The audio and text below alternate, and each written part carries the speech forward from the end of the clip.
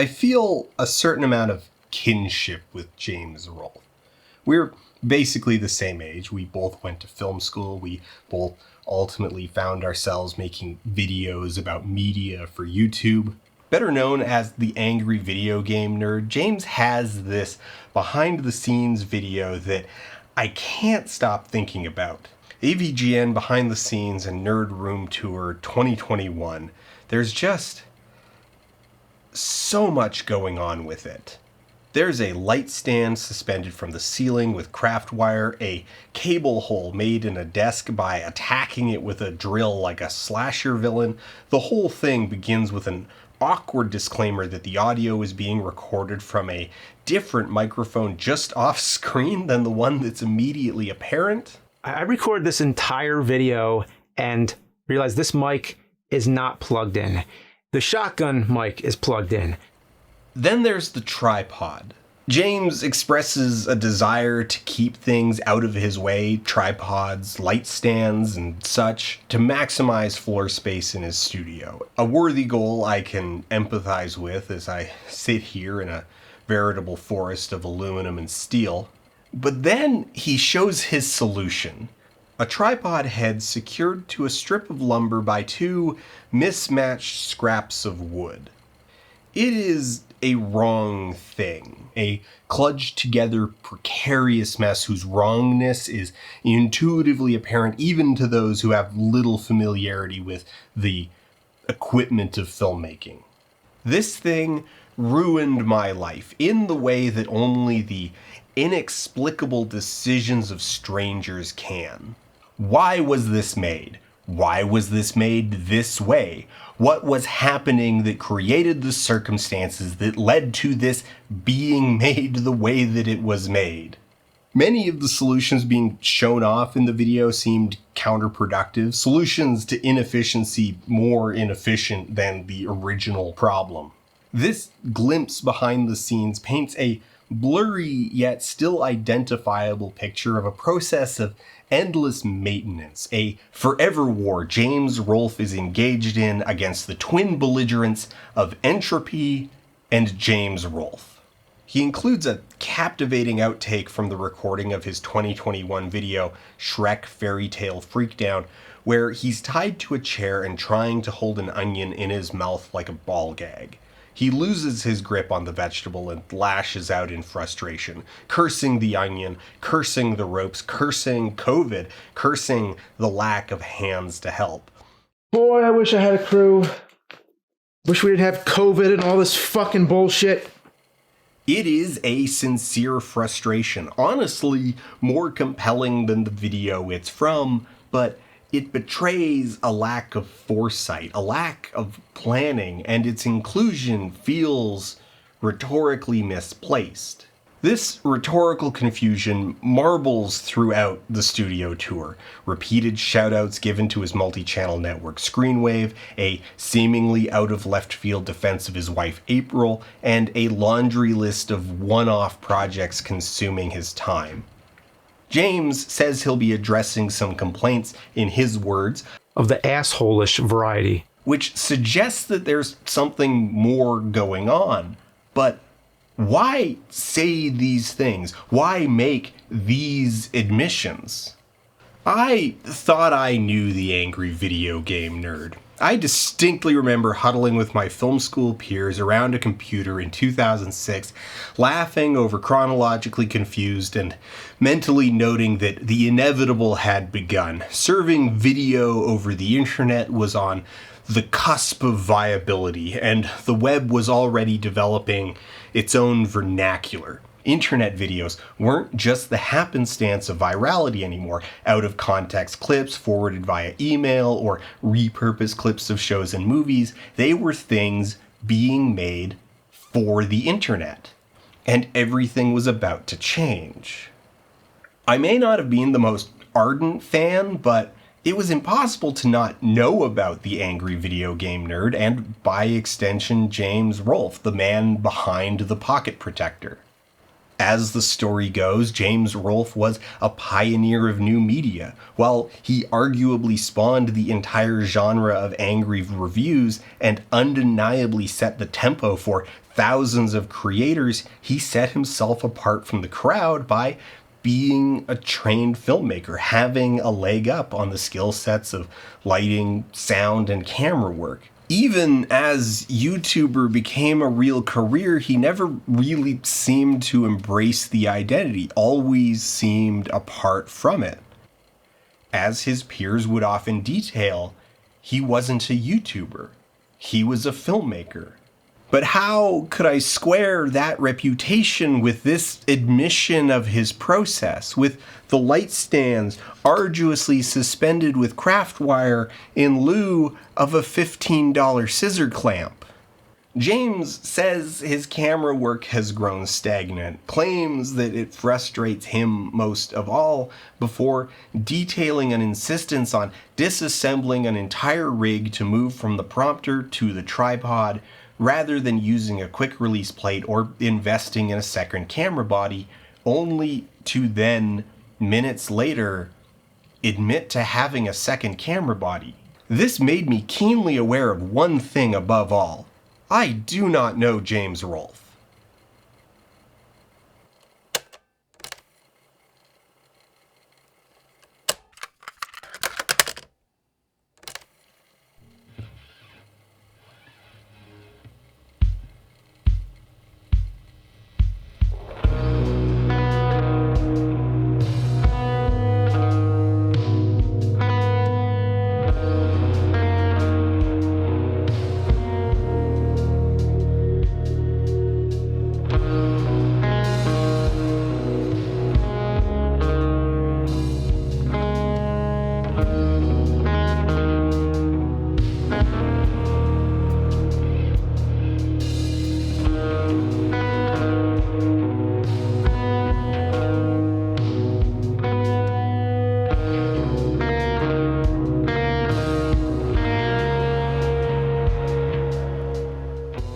Having glimpsed something of his oddities, the distant specter of the man gripped me with a hunger for comprehension, a compulsion to know more. Fortunately, he had already offered me more. In 2022, James self-published his memoirs and autobiography, A Movie-Making Nerd. Circumstances being what they are, I feel a reintroduction is necessary. Between 2004 and 2006, fresh film school grad James Rolfe created a trilogy of short skits where he played a stereotypical nerd complaining about old Nintendo games. The character lampooned something that James saw as inherently funny: his friends getting intensely angry about video games. His university buddy, Mike Matai, thought they were hilarious, and in 2006 uploaded the videos to the fledgling YouTube, where they would see enormous success, compelling James to make more of them and creating what we now know as the angry video game nerd. The brand and format coalesced quickly and has remained largely unchanged for 20 years. For the 7th video, McKids, their friend Kyle Justin wrote an absolute earworm of a theme song that is honestly somewhere between 40 and 80% of the reason that we're having this conversation in the first place. It's gonna take you back to the past. For the first many years, the show was a collaboration between Mike and James. Mike, an avid retro gamer with an extensive collection, would feed James material and manage logistics like web hosting, maintaining the YouTube channel, securing partnerships with outlets like Screw Attack, and James would handle the video production. The show's comedy hinged, and really still hinges, on a combination of acidic vulgarity, casual violence, and an excess of juvenile machismo. This game is worse than a Mischief Night prank. Mischief Night is throwing toilet paper all over someone's yard. This game is the equivalent of throwing toilet paper after you wiped your ass. It's as refreshing as a horse's anus. Fuck the crawl up its bird ass, and fuck you, you fucking clown-faced Joker, Kiss makeup-wearing King Diamond, Beetlejuice, Alice Cooper, Marilyn Manson motherfucker! But it wasn't James's first creation. James did not apparate ex nihilo in 2006, and A Movie-Making Nerd is an opportunity to delve into that prehistory.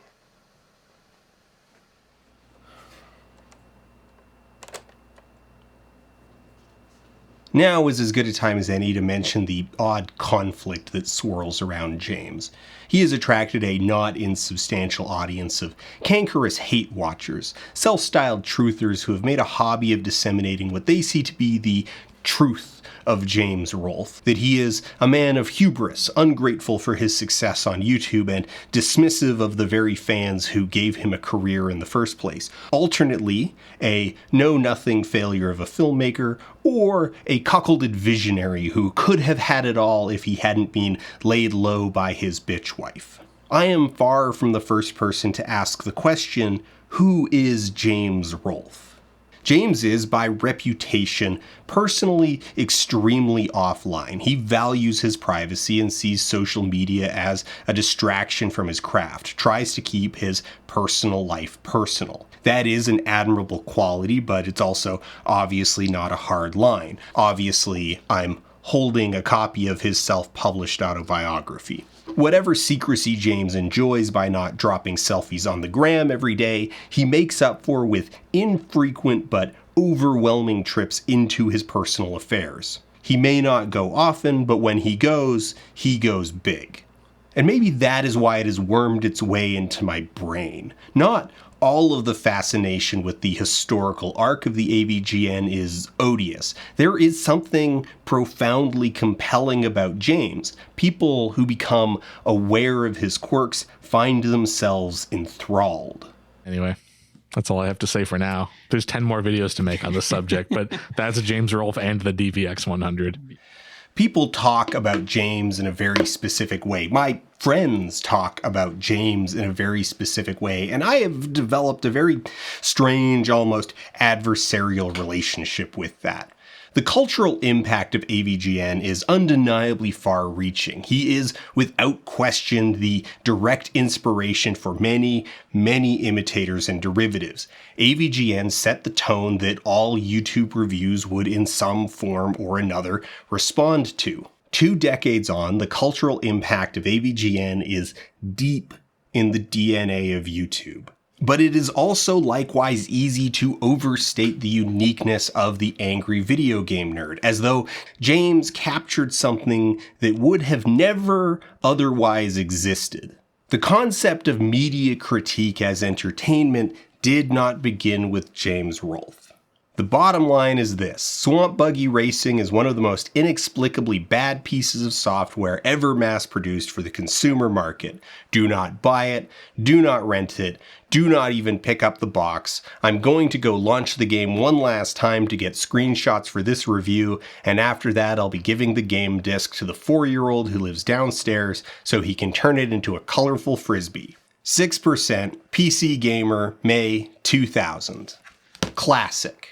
Basically, as long as the review has existed as a literary form, writers have sought to make them entertaining for their own sake. Even disregarding that long legacy, the DNA of the angry video game nerd follows in a lineage with Siskel and Ebert at the Movies, Mystery Science Theater 3000, Stomp Tokyo, and SeanBaby.com. Culturally, AVGN was right in line with Penny Arcade. In 2006, Jerry and Mike were entering their 8th year of success with a webcomic whose comedy hinged on acidic vulgarity, casual violence, and an excess of juvenile machismo, a formula that had proven so successful they were able to spin it off into its own expo in 2004. There were many people putting out the same kind of material as James, but his filmmaking background gave him a critical advantage in the early days of YouTube.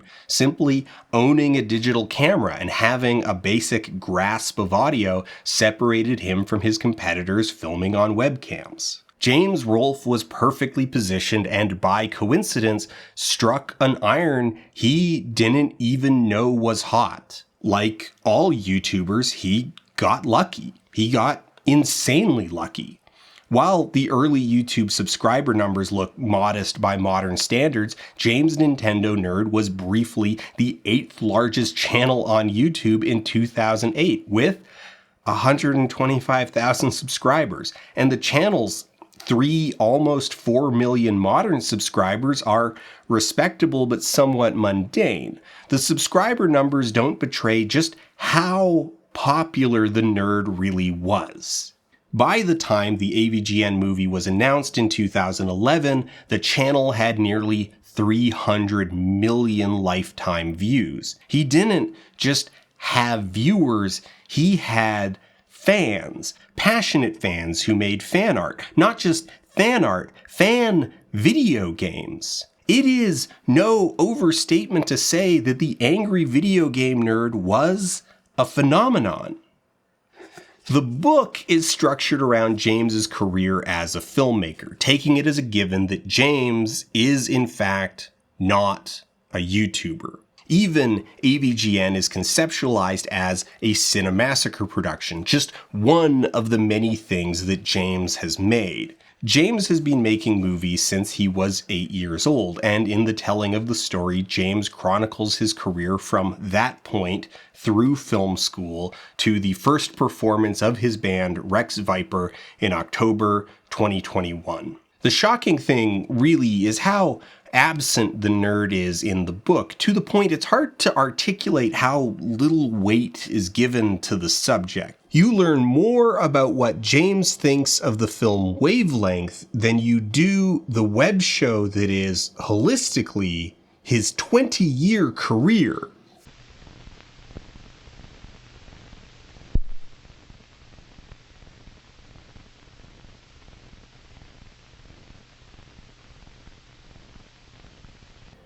Wavelength is a 1967 experimental short film created by Canadian multidisciplinary artist Michael Snow. Wavelength as a film is relatively easy to describe, but difficult to explain. It functions as something of an inkblot test for critics, as the way in which you go about explaining it will inevitably betray something about the way in which you approach film. Some critics praise the film as the birth of a nation or Citizen Kane of underground films, while other critics heckled the film and many walked out. Michael Snow, for his part, found this hilarious. Wavelength, like many avant-garde films, is what you bring to it. Is it a 45-minute long shot of a wall, or is it a film about film and its relationship to time? That is an exercise for the viewer. This versatility has allowed the film to be used as a foundation for complex discussions in film theory, but despite its importance, Wavelength is perhaps better known as a foil for students, the archetype of heady, pretentious films to endure in film school. Students prime themselves to reject the film, but even in rejection, they engage with Wavelength. The only constant in watching Wavelength is the act of viewership itself. You must physically experience the film to understand it. If Wavelength could be said to have a core theme, it would be reflection. The film uses boredom and frustration to force the viewer to engage. A wandering mind is, in its own way, an intended response. The viewer is compelled to reflect on their role in proceedings, their role as a viewer. The movie, in essence, holds a mirror up to the audience. In cursing the time lost and in describing their tortuous experiences, even the most checked out students unknowingly engage with the film's ideas. That is the unique power of Wavelength. Even in rejecting it, the viewer learns something about themselves.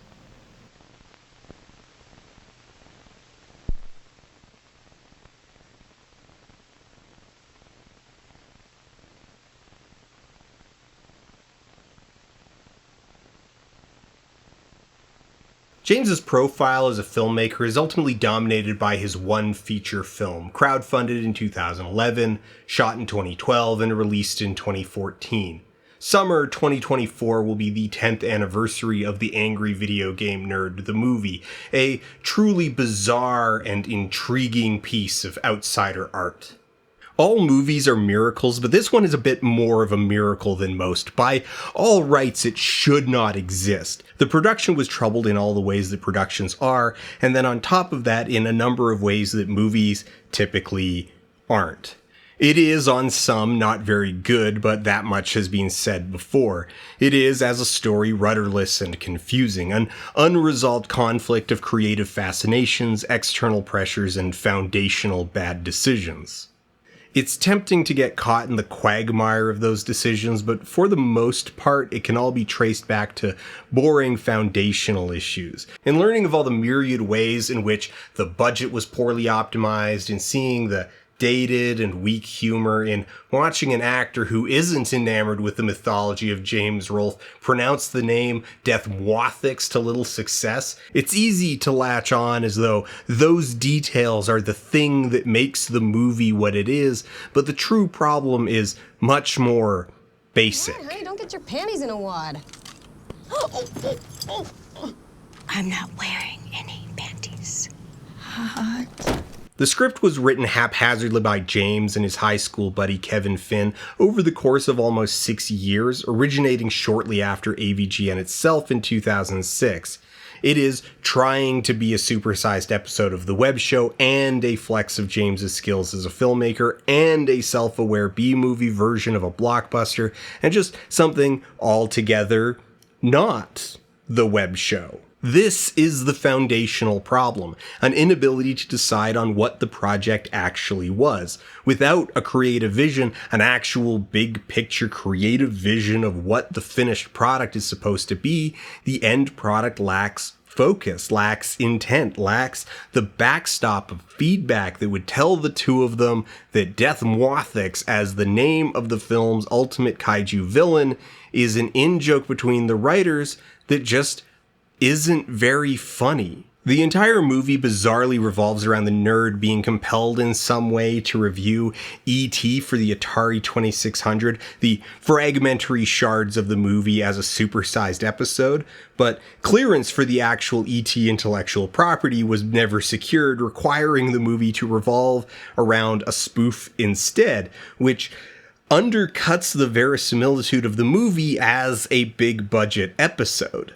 The core plot never makes much sense, the motivations of the nerd are incoherent, and the core conflict seems to be that the nerd doesn't want to review the game because it gave him nightmares as a child, which itself appears to be an episode lifted from James' own childhood, as a version of the scene is one of the recurring nightmares James describes in the first chapter of the book. The production itself was plagued with indecision. James was wearing a lot of different hats that placed tremendous demands on his attention, requiring a level of delegation that he was simply unprepared for. The process stretched out years longer than anyone wanted and left James thoroughly burnt out and disillusioned with the whole circus. Some AVGN viewers wonder why the film introduces two new characters, Cooper and Mandy, rather than relying on Mike, Kyle, Bootsy, or any of the other day players that featured in AVGN episodes, and I feel like the answer is obvious. Can you imagine Mike Matai trying to act in a feature film? No, just no. James himself struggles through the movie because, well, he's not an actor.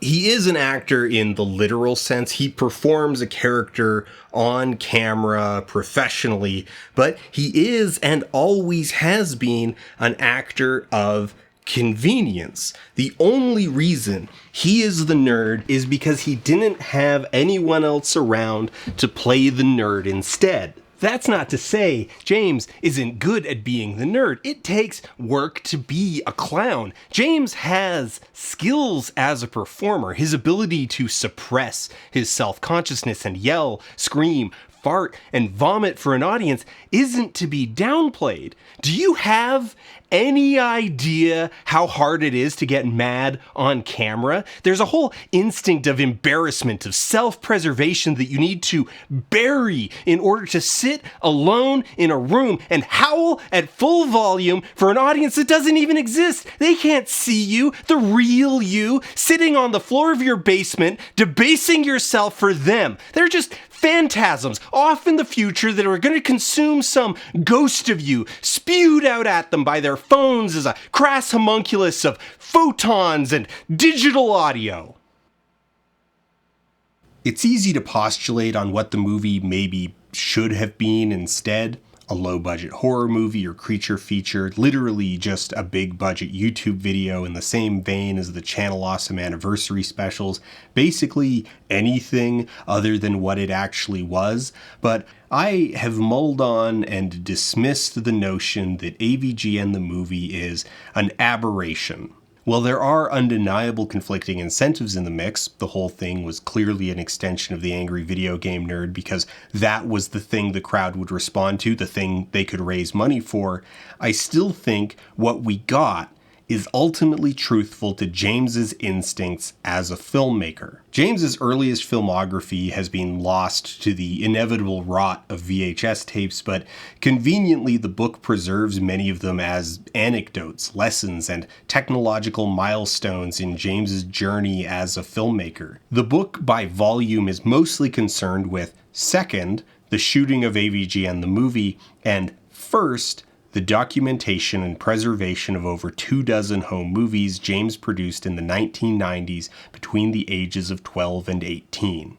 James, from his own telling, draws a lot of energy from being the director, which in the nebulous hierarchy of the playground is less a creative visionary and more the child who leads the play.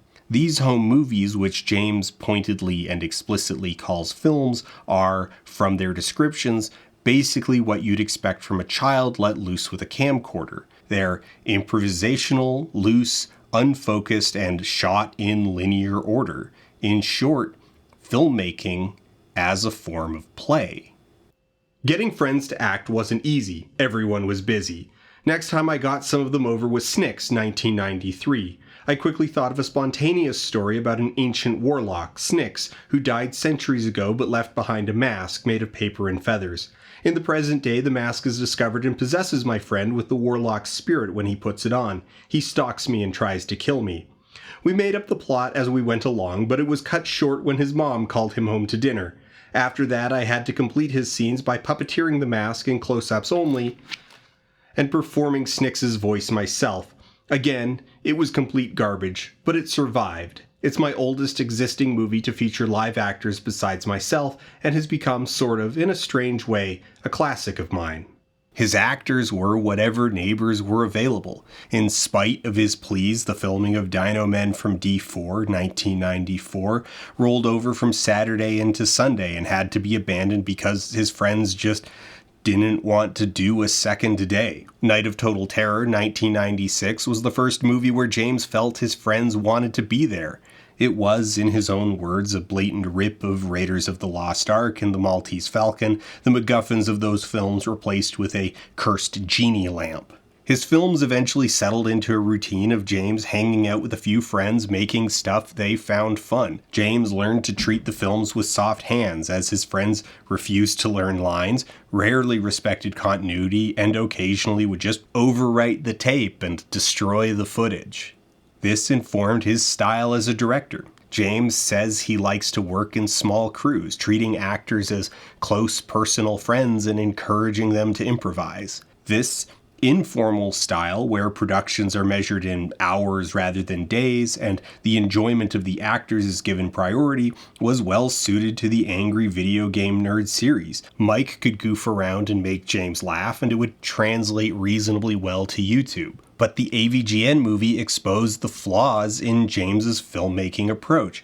Union actors in Los Angeles don't want to be the director's friend, and the shooting schedule of Snicks Returns does not prepare you for 28 days of principal photography for a feature film. The AVGN movie is, spiritually, just another home movie. So, I may have misrepresented the book, though maybe you already figured this out. It's bad, but in the constellation of awful YouTuber autobiographies, which range from shamelessly improvisational to active attempts to obfuscate crime, a movie-making nerd doesn't really rank. It's not that kind of bad, but it is also impressively self-destructive. As I went through its pages, I found myself tempted to make sweeping claims about how James sees the world, how he sees himself, but stopped when I realized that I couldn't tell the difference between statements that implied a total lack of self-reflection, a mind that still held juvenile opinions 20 years after the fact as sincerely as the day they were first formed, and the weak writing. Large swaths of the book are very basic in their construction, pages of paragraphs of 6 to 7 word subject-verb sentences. The most fun class was acting. The instructor was very serious about it. He was like a drill sergeant. The fans take an active role in the movie. They're the ones requesting the nerd to review the game. I think that's a great thing. The fans helped create the idea for this movie. But my character, the nerd, doesn't want to review the game. He feels pressured. Not all of the assignments were fun. Some of them were rudimentary, like painting grayscales and color wheels. All were tedious, messy, and basic. Some of the textbook classes required writing boring essays to explain why time is like a grain of sand. In other words, do your best to come up with some bullshit. Over 430 words are dedicated to a failed location scout for a boiler room set during the filming of AVGN the movie that could be funny if it were well told, could be a trivial event that details a state of mind or just elicits a chuckle, but is delivered with the narrative intensity of a grocery list. I don't doubt that the book is a reasonably accurate accounting of factual events, more or less in the order that they occurred, and that it contains certain insights into James, his life, his way of thinking, and his relationship with himself. But at the same time, I don't think it can really be trusted for much else. It is not a bad thing that it was self-published, but it is a keenly present thing. It is self-serving, as all autobiographies are, but equally self-destructive. The portrait painted by the book is one of a stagnant man with limited capacity to self-reflect, a poor understanding of how and why things happened the way they did, and a general lack of curiosity. A movie-making nerd compels us to conceptualize James not as a revolutionary YouTuber, but as a failed filmmaker. James Rolfe, the main character of the book, reflects back on university 2 decades after the fact and seemingly has no new insights into what his instructors were trying to impart. There are no lessons that were obnoxious in the moment but made sense years later. There is no appreciation for the exposure to cross-disciplinary fundamentals, nothing to suggest that being made to draw household objects with the cold precision of a draftsman gave him an appreciation for the geometry of camera optics, no reflection that being made to write about film as an art, as metaphor, gave him tools that he has called on in his nearly 20-year career as the host of a show deconstructing creative works. He tells a story about a technical exercise in his first year of university, an assignment meant to familiarize students with the basic operation of the 16mm Bolex cameras that were standard film student tools of the day, that he hijacked in order to remake A Night of Total Terror. His own framing of the story makes him look like an egomaniac. The assignment is to simply use the camera successfully to create an image of literally anything. James pitches an elaborate shoot with costumes and lighting. The instructor kindly explains that it's not that kind of assignment. James says he found the assignment annoying at the time, but on reflection, it was really valuable because it taught him to stand up for himself. Because he ignored the instructions, showed up on the day with a box full of Halloween costumes, and hijacked the entire class, and then the instructor just kind of caved because whatever. It's not entirely clear from the book, but the implication is that he spent the entire time as the director. No one else got a turn with the camera, they just got to be his actors. He let me have my way, coaching me through the bulky 16mm technicalities, but letting me shoot my little narrative as intended. Directing a room full of 20 students gave me a positive rush. The energy and excitement was high, and nobody here was goofing around like some of my younger experiences. Here, they were all 100% cooperative. It made me feel like a director. It's a heartwarming story about how if you just ignore the instructions and disregard your peers, you too can get to feel important for an afternoon. He would then remake A Night of Total Terror again in junior year, his third crack at the story by my count, the cursed skull being replaced with a cursed cat statue. Seemingly every movie James makes revolves around an inanimate object that is either cursed or alive, or cursed and alive. A conspicuous chunk end with the protagonist being pursued by a demonic doll or action figure. He keeps remaking movies he made when he was a literal child. If not remakes, then sequels. There are 6 Snicks movies. His most recent crack at something not AVGN related was The Head Returns, a 20 years later sequel to a home movie he made in high school. And it ends with James being chased by a haunted doll. Boring anecdotes are interspersed with bizarre claims that seem rooted entirely in an understanding of the world that calcified decades ago. Speaking of high school, James states that in 1997 he got into the kind of music you don't hear as much on the radio, like Metallica. Metallica in 1997 was one of the biggest bands in the world. Every weirdo nerd our age had a Metallica phase in the mid-90s. I had a Metallica phase in the mid-90s.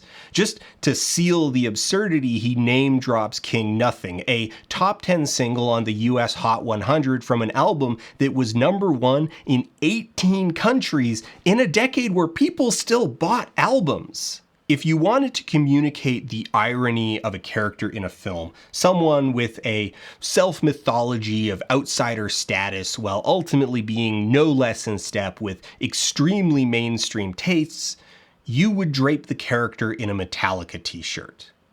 An editor would have caught this immediately.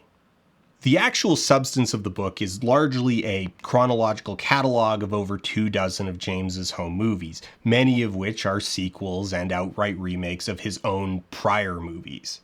In a roundabout way, this actually seems to have been the original impetus behind writing the book, or at least one of the books that became this book. There's evidence scattered throughout that large chunks of the book are lightly adapted from contemporary documents. Though by evidence, I really mean James basically says it outright on page 150.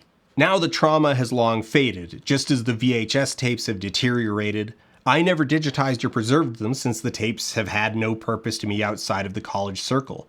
This text is the final preservation, which I first wrote down while the incidents were still fresh in my mind. It was the catalyst that made me want to write a book in the first place. Sure, it took decades to finish and publish, but those decades have given me plenty to add. This is weird, right? The admission that this was the catalyst that made me want to write a book in the first place, and that catalyst was still an animating force in 2019, that you're just adding stuff to something you started 2 decades earlier? Is this autobiography legitimately a project he began in 2002, long before the days of his public success, and then just uncritically picked up 16 years later and just started tacking more onto as though the Snicks sextology, getting suspended for an academic year, and launching one of the most influential YouTube channels ever are all equally weighted events? The trauma he's referring to is an episode that consumes much of the middle of the book. Over 50 pages, about a sixth of the volume, are dedicated to James getting kicked out of university at the end of his first year due to a whole chain of events where he had these roommates who were trashing their dorm and he began taping them documentary style. So they began performing for the camera, escalating their behavior, and then at the end of the year, James took all of the tapes he had of them lighting trash on fire, putting holes in the walls, throwing things out of the windows, and cut it all together into a pseudo-documentary that he then sent copies of to the few other people involved, and one of these copies made its way to the dean, who expelled them. The entire episode isn't completely devoid of accountability. He does at times express some remorse for, well, mostly his inactions, but these statements are seemingly stapled on, with the vast majority of the event talked about as unfair accusations and guilt by association, a thing that was done to him. And he even speculates that the school was deliberately malicious in their timing, as the letters of expulsion didn't arrive until too late in the summer to appeal before registration. He insists throughout that he was just a bystander and doesn't really contend with the fact that if you point a camera at someone and they turn to the camera and go, "Hey, check this out," before jump kicking a light fixture until it explodes, you are a participant. But is all this an expression of a true James or just bad writing? Is self-reflection absent because James doesn't experience it, or is it merely his weakness as a storyteller? Is it the lack of an editor to point out that he's ultimately just talking to himself, to tell him his emotions, however deeply felt, just aren't making it onto the page? The way he talks about unfinished home movies from when he was 12 is just really weird, because he treats them as completed objects that are of the same stuff as everything else. AVGN the movie, 2014, and Crazy Carnage, 1996, the sequel to Mighty Joe Rampage, 1996, left unfinished when the camera battery died, are not strictly treated as equal, but it's insane that they're being compared at all. I keep coming back to James's camera setup. The longer I stared at it, the more the beast consumed me. Why was it? What's going on? Does he even know? Maybe if I built it myself, if I held it in my hands, I could understand. Is this the fruit of obsession? Is this where compulsion takes us? Are the damned and the damnable all doomed to wander to Home Depot? Building something kind of the same isn't enough. A half-assed cynical replica isn't enough. If you build it out of malice, you inject it full of all your own prejudices. It ends up bad for reasons you created. It tells you nothing. James's board is planed and square, so my board must be planed, squared, and sanded. Taken seriously, a good faith replica, not just a joke. This thing is very strange to build, physically confounding at times. 2 strips of scrap wood and 4 3-inch carpentry screws hold the fluid head in place by gripping the flange around the base, a thing only possible because of the odd profile of the Davison-Sanford FM18 fluid head. I'll admit that by the time my replica was complete, it felt more secure than I'd assumed from photos, but simultaneously precarious. I didn't think it was at risk of spontaneous self-destruction, but still there's a looming sense that I shouldn't push my luck. My screws had already started to bend during the tightening, so done was pretty much done. The thing I struggled with from the very beginning, the thing my brain chafed against like cheap khaki, is that the end goal here, a camera head mounted to a board, isn't some far-off concept, isn't some radical use case. It's a thing the thing is already made for, already designed to do. Thousands of commenters saw this build and knew immediately, intuitively, that it wasn't right. But plowing through the comments and the commentary of the assholish variety, seemingly none of them knew why. That the head already has a hole in the bottom for a bolt. You can take the lumber and just drill a hole in it. In the industry, it's called a low hat. Cardellini will sell you one made out of anodized aluminum for almost $600, but those aren't very popular. Everybody knows you can get away with $10 of wood and bolts. It's so simple, so straightforward that I can't stop making them. I keep drilling holes in wood and bolting camera heads to them.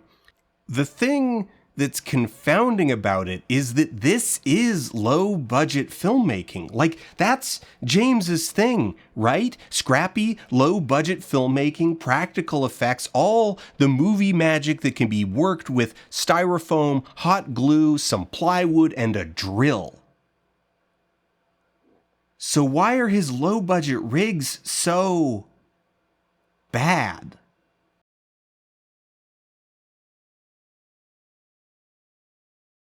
I have been watching Angry Video Game Nerd episodes for days now in a tsunami of diarrhea and nostalgia for games I never played as a child. I find myself at times uncertain about what it is that I'm actually watching. Maybe some of the beauty of internet video is that it demolished a lot of corporate ideas about what genres are and what a show looks and sounds like. We now have so many things that never could have existed in a framework of network television where someone needed to describe their vision to a 50-year-old man in a suit who hasn't watched TV since he was 12 and convince him to pay for it. AVGN is one of those things. It is across time formulaic, but ultimately very loose with its structure and identity, and the longer I think on it, the less I believe that it's even a review show. I'm probably not the first person to notice this, and maybe I'm even late to the party, but it occurs to me now, as I psychologically wade hip deep through buffalo turds, that AVGN is, at its heart, a skit show that uses the premise of video game reviews as little more than a framing device, and as such, there's scant allegiance to the games themselves. But even that's not entirely true, because that would suggest a level of consistency that doesn't exist. Really, it would seem that the show is both review and skit in whatever ratio James and his co-writers are compelled by at the time of writing, though it's unclear to what extent they are aware of that about themselves. The game serves as fodder for jokes and skits, and the videos are rarely a comprehensive overview of the subject because they just kinda work the material until they've got a video worth of stuff. It is what it needs to be in order to exist. The nerd was never a sincere expression of James's obsessions. The nerd was always a character. The critiques are as authentic or performative as is convenient. Superficially, the membrane of performance makes AVGN useless as insight into James, but the hitch is that James just isn't a good enough writer to divest himself fully from the end product, to write organically in the voice and mind of the nerd. The way that James talks about wavelength, both in the book and in the standalone video on the subject as himself, are largely indistinguishable from the way that the nerd would talk about wavelength. Wavelength is long, it's boring, it's grating, it's abrasive, it doesn't make any sense, there's no story, they show you a dead body, but then nothing happens. It's just a picture of some waves on the wall. Is that why it's called wavelength? The length of time it takes to get to some waves? Why would they do this? What were they thinking?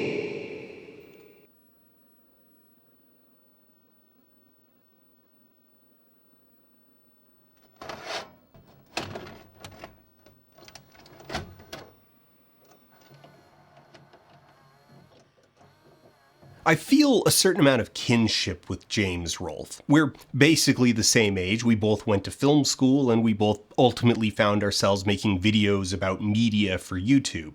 We both have an enduring interest in the aesthetics of old media, be it VHS camcorders or vintage video games.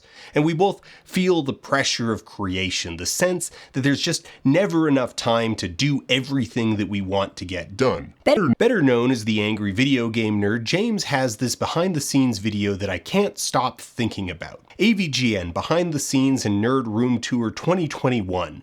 There's just so much going on with it. There's a light stand suspended from the ceiling with craft wire. It's not all weird though. James has all his studio lights on the same power bar, so he can turn the whole setup on and off at the same time. A kind of obvious yet still clever trick that inspired me to rewire the lights that I have over my workbench. So I've got this idea. The video ends with James cataloging a litany of reasons why he doesn't have as much time for AVGN as he used to. In addition to this behind the scenes video, James has an autobiography, a movie making nerd, which he self-published in 2022.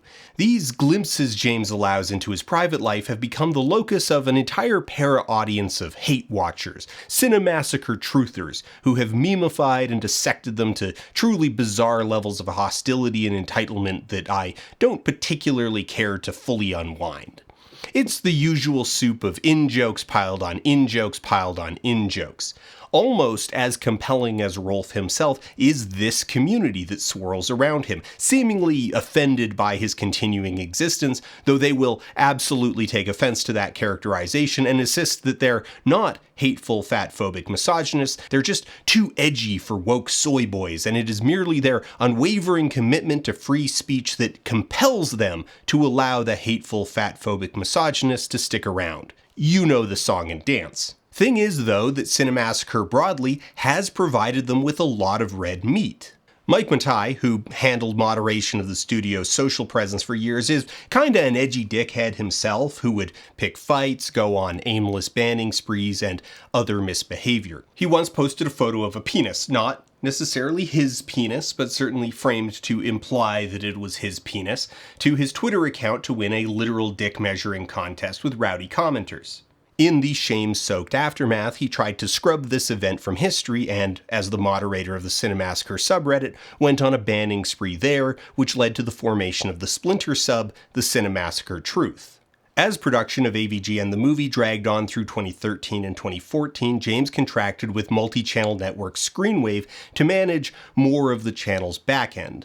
Now, okay, in the book, James mentions that he has not, in fact, made his millions, that during the time where AVGN was at its peak cultural relevance, their ability to monetize that success was pretty spotty. Their relationship with YouTube as a platform wasn't the best, and while they were able to be grandfathered into the now long defunct director program and retain their ability to post videos longer than 10 minutes, they weren't in the first or even second or even third wave of channels admitted to the partner program. Merchandising, the publication contract with game trailers, and various one-off contracts provided an income that made AVGN viable as a job, but James claims, and I'm inclined to believe, that this did not manifest as the kind of wealth drawn in by the likes of Smosh, Shane Dawson, and other early YouTube contemporaries. James is justifiably proud of AVGN the movie, a film that by all rights shouldn't exist, that should have fallen apart, that very well could have ruined the channel, ruined his finances for the rest of his life, ruined his marriage, and ruined his friendships. A lot of people helped make the movie, but very few championed it. AVGN the movie, for all its faults, isn't the product of a miracle. It's the product of James Rolfe. And it nearly destroyed him.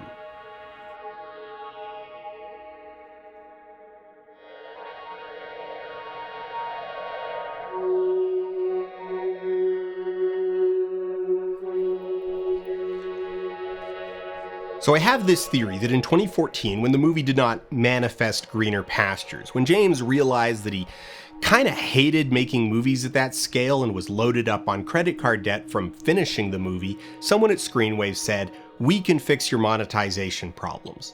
Because what follows in 2015 through 2022 is just an absolute frenzy of content. podcasts, clip compilations, panel shows, roundtables, vlogs, full season videos, basically every form of content possible that could either be offloaded entirely to an outside editor or would otherwise maximize efficiency. Stuff that takes an hour to record and 40 minutes to edit. Cinemassacre goes from publishing a little over 1 video per week in 2013 to publishing 5 videos a week in 2017. In order to facilitate this, a new cast of hosts appears very suddenly. Screenwave employees who are already on the clock and don't have scheduling conflicts or other jobs that they would need to work around to do a podcast and 2 panel shows a week. People who are convenient. Cinemassacre through Screenwave became visibly extremely corporate extremely quickly. And remember, James doesn't see the channel as the angry video game nerd, he sees it as Cinemassacre, the production house. So while this transition made sense to him, it made less sense to his fans, since all of these secondary videos would show up in their subscriptions, not just AVGN videos. When you see the channel has a panel show where James is only an occasional guest, the narrative of a corporate takeover, of James selling out, writes itself. But, none of this would matter if it were good. If the podcast is entertaining, no one's gonna care that Justin and Kieran and Ryan suddenly show up out of nowhere or that James isn't the main focus. But it's not good, because these dudes they bring in are a void of charisma with basically no on-screen chemistry, because the reason they're there is convenience. Recently, I took the old website and I made a big document of every single article that was on the old website and what YouTube video or it goes to, or whether that video is lost and we would have to get it from the sources. So I have this huge map and I gave it to Justin and Kieran and all of them, and they're going to start digging through that, or having someone dig through that and start uploading some of the old stuff, like all the Turtle Tuesdays and all of that stuff. The goal, Forgot about those. because we're using all the WordPress stuff and stuff. The goal is to get Monster Madness on there fully and finalized. Also, James just isn't very good at spontaneous conversation. He's not a strong podcast host, but he's the star of the show. He's the person people are tuning in for, which makes a chatty podcast format a really bad choice. It's a product showing the star of the show in the worst light possible. Then there's James' dad rock band Rex Viper, named after a joke character from the Big Rigs Over the Road Racing episode of AVGN. Rex Viper is so insubstantial a project that it would barely merit mentioning it if it weren't for the fact that James, and James alone, seems to take it really seriously and talks about it like it's important. The sum total of Rex Viper is 2 live performances and 4 music videos for parody songs that are just songs from 80s movies with the lyrics sometimes retooled to throw in video game references or the instrumentation altered to mix in game themes. Eye of the Tiger Electronics, Mighty Wings and Hadoukens, Nintendo Power of Love. I'm gonna be honest, I hate this entire genre. I am the last person to give it a fair shake, so I'm just gonna move on.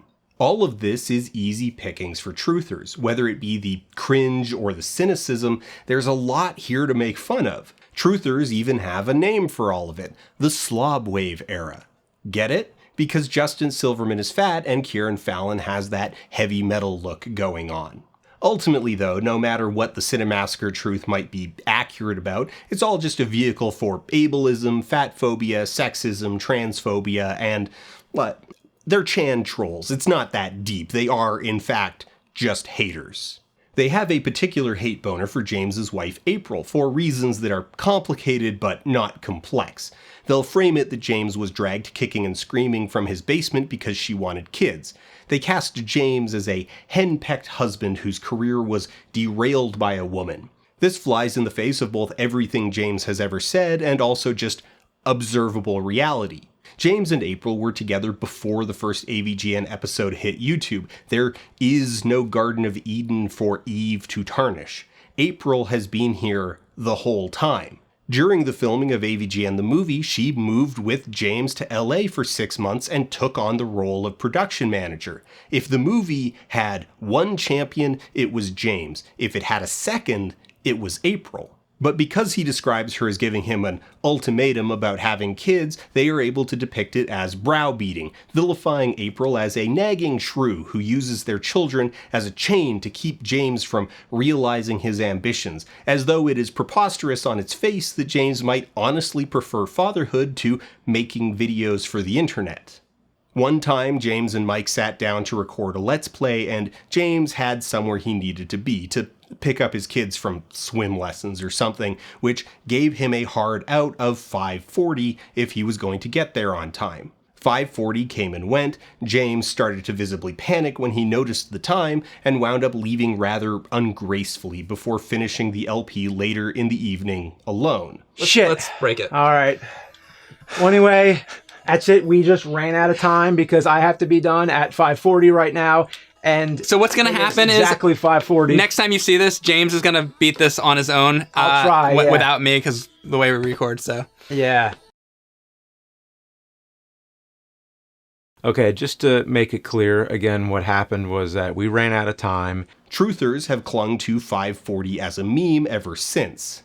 These are what James describes as comments of an asshole-ish variety.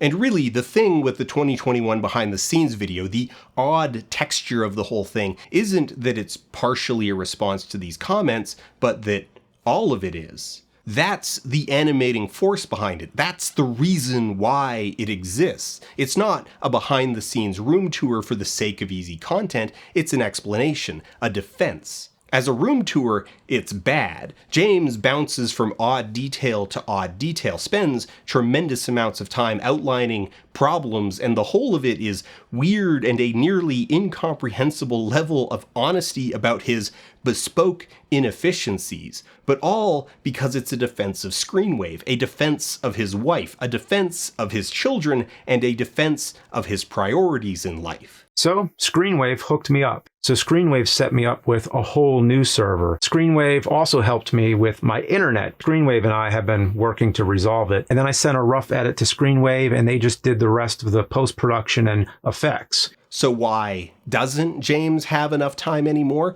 What's he spending his time doing if not making AVGN? I don't know, and I honestly don't particularly care. If AVGN has declined in some spiritual way, it's not because James isn't grinding away with burnout-inducing 16-hour days. In watching through all 52 hours of nerd videos in reverse chronological order, I'm not even convinced that there is some calculable decline.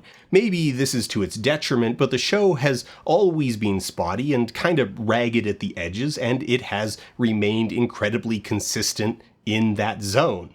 Maybe the format is just dated. YouTube has left AVGN behind. Maybe the audience is just aging out. Maybe James does lack ambition, or he's just out of ideas. Hell, maybe it is his wife and kids getting in the way of the show, but here's my hot take on that. That's fine. The angry video game nerd is not a load-bearing pillar of reality, it's a YouTube sketch comedy. It doesn't need to exist. I do not know James Rolfe, but in this I'm confident. James Rolfe loves his wife and kids, and they are his top priority. The best written parts of his autobiography by a substantial margin are the stories about the challenging births of his two daughters and how he discovered that he really enjoys being a father. His mistake was to share that fact with an audience too immature to comprehend it. No, not just too immature. An audience patently unwilling to comprehend it. Probably the most baffling mistake James has made is assume that his haters are here to be persuaded. Do they want me to suffer? Yeah, James, they kinda do.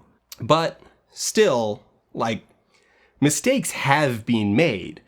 What's the point of having a company to handle all this stuff if James is going to make a video where he tries to do his own PR response to his haters by showing off his janky DIY rigging? Why employ editors if they're going to leave in the footage where he has a humiliating panic attack? Well, anyway, part of what is so transfixing in all of this is this parade of contradictions, that from the outside there are these very visible, very public decisions being made, but those decisions aren't producing the intended results. Even without access to their actual back end, I can say that massively increasing the channel output absolutely improved revenue. Even if the podcasts and whatnot underperformed, there's just so many of them. It is on net hundreds of millions of views. But what good is that if it damages the brand? What's the point of doing damage control at all if it just raises a million more questions?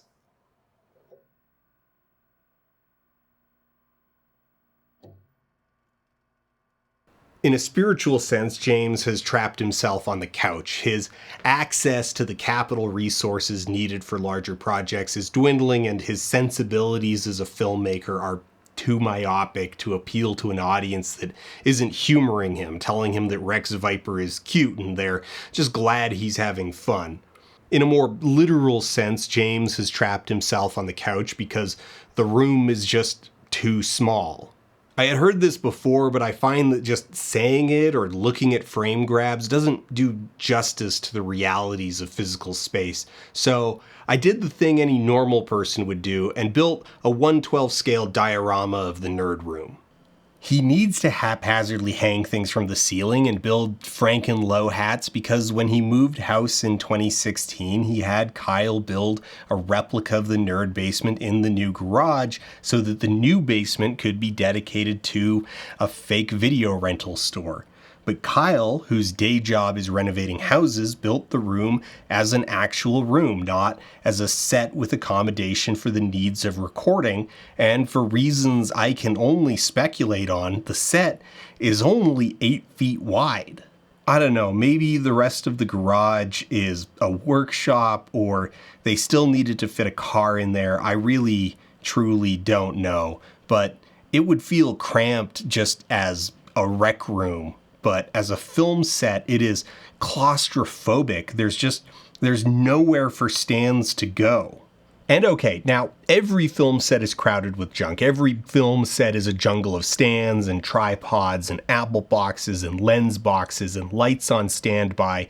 But this tightens things down to a point where you just can't get in and out without stepping over everything. It becomes a game of parkour just to change a battery. And when you're working mostly alone, that gets frustrating really fast. And when you're frustrated, you get impulsive. And those impulses lead to half-measure solutions. And those half-measure solutions accumulate into a whole network of bespoke inefficiencies that you just live with because the process of unraveling them feels just so big. It was in the finishing touches of James's low hat that it began to make sense. Screwing on a bubble level did something to it, transformed it. It was still janky, it was still inexplicable, but I suddenly cared for it. No longer saw it as just a heap of scraps stapled together for a bit. It's still a bad solution, it still looks visibly like a bad solution, but it felt personal. I could imagine myself as James, self-conceptualizing as not an indie filmmaker, but as a backyard filmmaker, a kid with no resources but what he can scrounge out of the garage, and this felt far more homogeneous with that than with any other James I had considered so far. In 2010, James posted an autobiographical documentary called The Dragon in My Dreams. James tells a story of a recurring nightmare he had as a child, being borne down on by this massive dragon, an image that he connects to a dragon-shaped water feature in a neighborhood park his parents took him to as a toddler. For the video, James, with friend Matt behind the camera, visits the park on the day it just so happens that workers are removing the dragon from the spot where it sat for 30-some-odd years. In voiceover, he reflects on his childhood, on the imagery of the dragon, on the then upcoming milestone of turning 30, and holding back tears, he takes a knee beneath the dragon and avows himself to the path of the filmmaker, while the dude who was working the jackhammer stands just off screen having a smoke while these two guys do their thing. It's all kind of cringe, a truly elemental example of pretentious, self-important film school pap, but whatever. Let he who is without cringe throw the first stone. The conclusion of the video is muddled, just kind of wanders between a few different ideas, but the intent is clear. It's a reflection on just how far James has come and an aspiration of just how far he has to go. A phase of his life coming to an end just as conclusively as this dragon being torn out and replaced. That metaphor crumbles to bitter ash when you realize that the dragon didn't really go anywhere. It was displaced all of 30 feet, from sitting inside the water fountain to standing beside the gate of Fox Chase Playground. In a way, the dragon in my dreams is itself a brutal metaphor for James's career. James is a calcified dragon whose films have barely changed between high school and middle age, uprooted from VHS and transplanted 30 feet away in HD. I think about James every day now, every time I have to step over something that's in a bad position, every time I need to get something off a shelf but there's stands or tripods or boxes in the way. Every stack of books, every lens without a home, every camera bag left on the couch for weeks on end, every clamp, every cable, every stray roll of tape has become an accusing presence in my life, a bespoke inefficiency that I can stare directly at and yet never fully escape. What if the problem is me? James hasn't moved, I've moved. AVGN is what it's always been.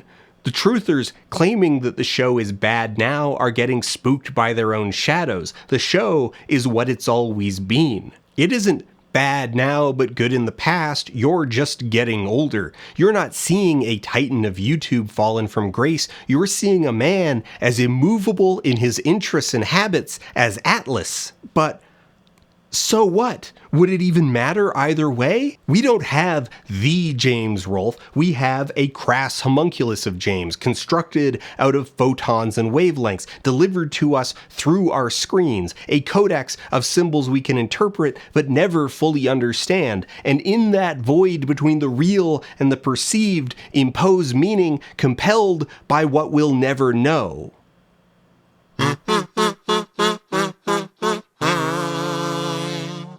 Today we're going back. We're going flashback. Released in 1991, this game was available for most consoles available at the time, plus PC, but all I've got is the Super Nintendo version, so that's what we're playing. This was part of a trend of so-called cinematic platformers. Many of these games are considered classics because of the way they elevated games as an art form, took it seriously, and confronted audiences with complex, sober stories. They weren't just reflex-based arcade games where you hop on Goombas to rescue a princess. They told complex stories like films. So, will flash back to lighten us down, or will it put the ass back in classic? Let's find out.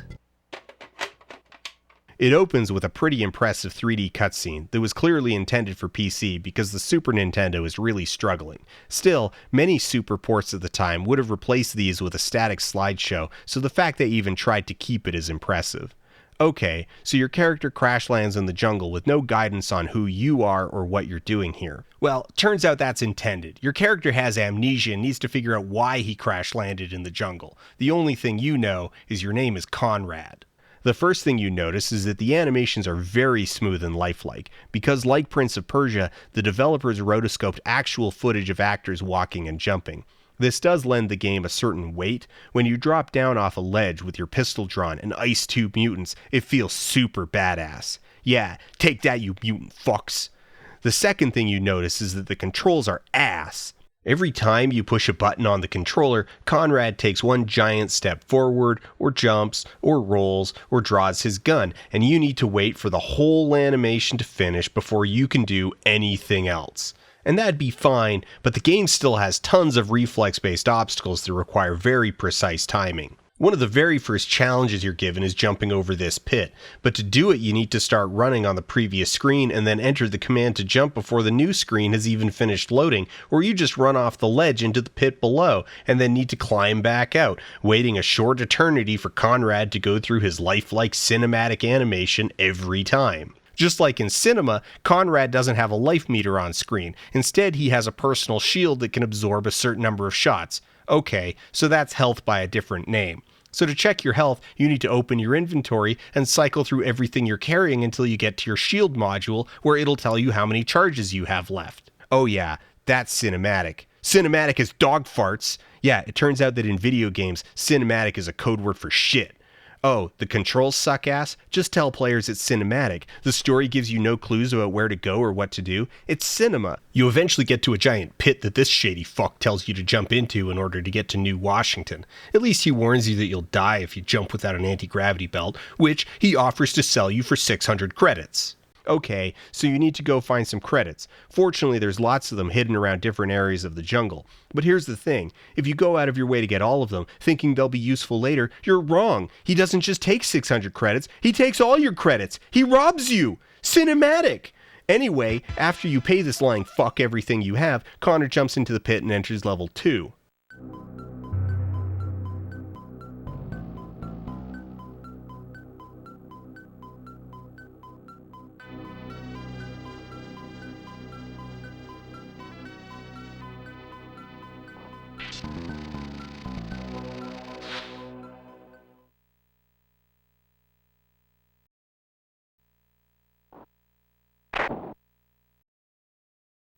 There's nowhere to go. There's just 3 screens. There's nothing but an elevator down into a hole. Sure, you can recharge your shields down there in the hole, but it's not going to get you anywhere. It's cinema. You can jump up to this ledge, but it doesn't go anywhere either. There's this ledge you can see, but it's out of reach. You just can't jump high enough to reach it and pull yourself out. This is your life now. You're trapped here on these 3 screens until you quit.